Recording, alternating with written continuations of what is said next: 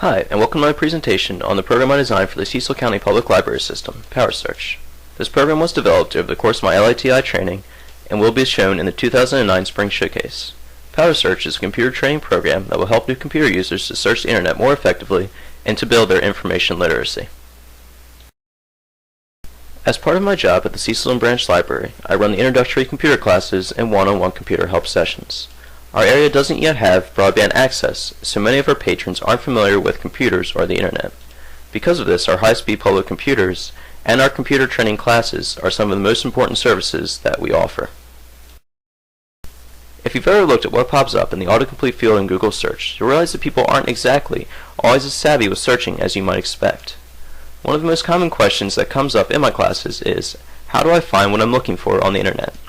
To me, this demonstrated a very real need for an advanced searching class that went beyond what we offer with our Introduction to the Internet program. Working with the internet and information technology on a daily basis, it's easy to forget that some people aren't familiar with computers and may not know the best way to find accurate information quickly online. They often have a basic idea of how to run an internet search, but either may not know that there are more options available, or they may be too intimidated by the technology to attempt it. This is what led me to develop a power searching class. The program is divided into 3 sections. First, providing the fundamentals of advanced search. Second, informing the students of the many helpful services that Google offers for free to the public. And last, to cover the free databases available to them online, including the ones offered through our library system. In general, the goal of the program is to improve the independent searching capabilities of the patron. The ALA describes the core values of the library community as equal access to information, intellectual freedom, and the objective stewardship and provision of information. The ability to search effectively online falls into the first category, equal access to information. By providing patrons with this class, they will be able to better understand the World Wide Web, which can be confusing to first-time users. The course begins by explaining the basics of web search technology. It covers how search engines find, catalog, and index information. While teaching technology courses, I found that explaining the history and background of a subject that we're covering can often help people grasp an unfamiliar concept, even if it isn't directly related to learning the task at hand. Next, the course reviews the basics of reading a search result. This includes looking at the address of the link to get an idea of where the browser is headed, to avoid possibly dangerous sites. The patron is also instructed on how to set up Google so that it automatically opens results in a new window, allowing the user to keep a copy of their search results so they can check back on it if need be. The students are then walked through the advanced search operators, quotation marks, which narrow search results, or, which broadens search results, and not, which fine-tunes search results and gets rid of extraneous information. These operators are explained in terms of everyday activities, so the patron isn't just getting an abstract concept, but also a practical application. The next section covers the special features that Google offers beyond just web searching. This includes finding locations and getting directions with maps, browsing for a desired topic and news, finding relevant pictures and images, checking stock prices with finance, doing simple math and conversions with calculator, or doing a quick dictionary search.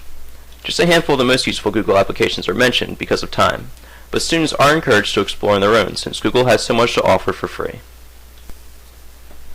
The final part of the course goes over other popular search engines and how they differ from Google.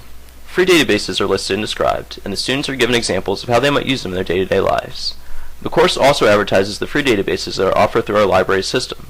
Wikipedia gets a mention, since it is becoming such a prominent feature in the average person's life. This covers what Wikipedia is good for, which is getting a broad overview of a topic, and what it's not as good for, which is writing a paper for school or business. Wrapping up, the students are encouraged to ask questions, and specifically to ask about instances in the past where they were stumped by a search. This fosters conversation among the participants, and allows them to digest the information they've just received. If the scope of the question is outside the time allowed by the class, then this is a perfect opportunity to advertise our one-on-one classes. The program, as it stands now, is still in development. In order to be rolled out, it will have to be worked through by the technology team to bring it up to the standard of our other computer classes. However, the base of the program is there, and it simply needs to be fine-tuned. The biggest concern, as always, is finding the right audience and advertising it effectively to them. The program is aimed at people who have finished our 4 introductory computer classes, computers, the internet, Microsoft Word, and email, and are looking for something new. Flyers can be placed by public computers, reference librarians can mention it whenever they assist a patron with a computer question, and can also be advertised in our currently running computer classes. In my experience so far, the people who attend our computer courses and one-on-one help sessions are very interested by the internet, but haven't had very much of an opportunity to explore it because of technical limitations. This creates a great built-in audience for this program. The process of putting this class together has made me think about what methods are effective in teaching new technology. It's more than just putting information into a PowerPoint and then reading off of the slides. It's also about relating to the students, understanding their needs, and explaining key concepts without technical jargon.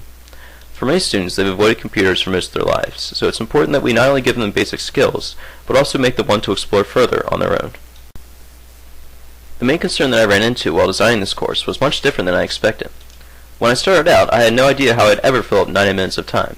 But as I worked, I realized that learning about something as lively and dynamic as the internet leads to questions, which lead to more questions. Instead of not having enough material, I found that I had too much and needed to cut some out. I look forward to continuing to work on this project and seeing it through to implementation. One of the most rewarding parts of my job is teaching a course and watching someone go from perplexed to having a light bulb going over their heads and getting it. I've seen patrons advance from barely being able to use a mouse to working effectively in Microsoft Word and managing the images on their digital camera. I feel that the Power Search program will open up new possibilities for people who had previously written themselves off as never being able to use a computer. Thank you for your time, and I hope you enjoy the rest of the LATI showcase.